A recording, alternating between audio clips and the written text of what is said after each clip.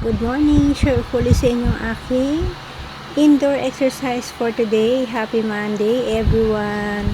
Sana healthy ang lahat, malayo sa sakit, at maganda ang pagkagising ninyo, kagaya ko.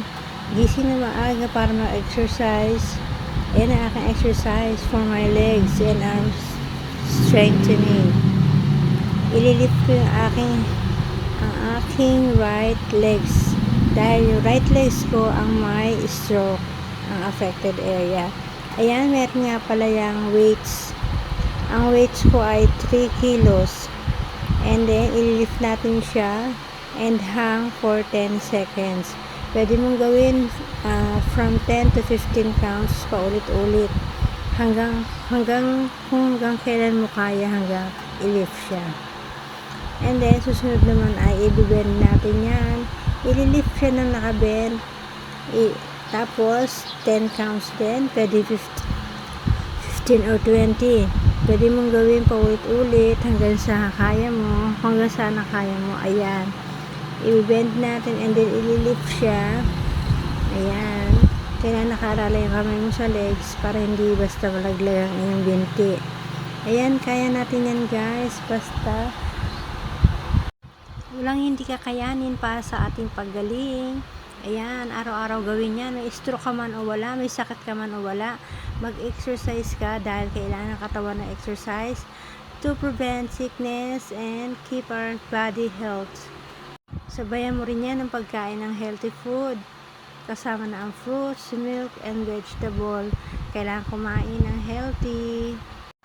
Pwedeng ayain ang buong pamilya sa pag-exercise. Huwag mahihiyang mag-exercise. Dapat ika-proud mo pa ito.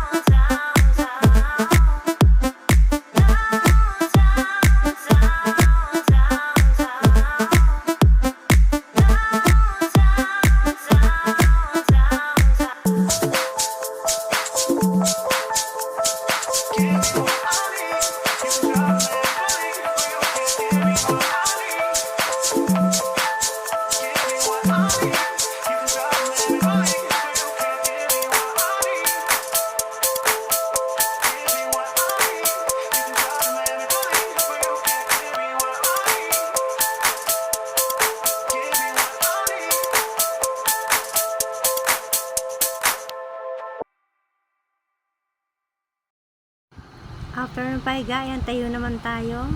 Ayan, i-lift natin ang aking right leg. And then, iyahang siya for 10 seconds. Ayan, medyo nahihirapan ako dito. Kailangan dito ng more balance para hindi malaglag ang binti or legs. Ayan o, iaangat ko ang aking right legs na naka-stand yung left. Nahihirapan ako dito kasi ang nakatukod ay yung aking may stroke. Ayan guys, kailangan iyahang siya for 10 seconds. Hindi ganun kadali ang mag-exercise, kala nyo ba? May challenging din ang pag-exercise, kaya kailangan kayanin.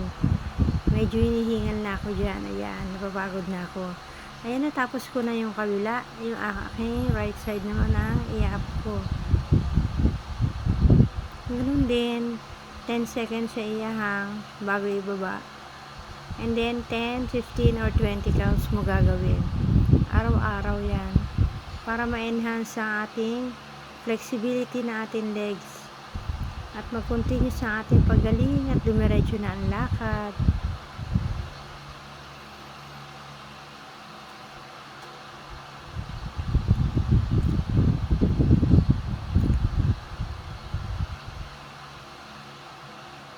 Pag nakasanayan ng exercise, madali nilang gawin araw-araw.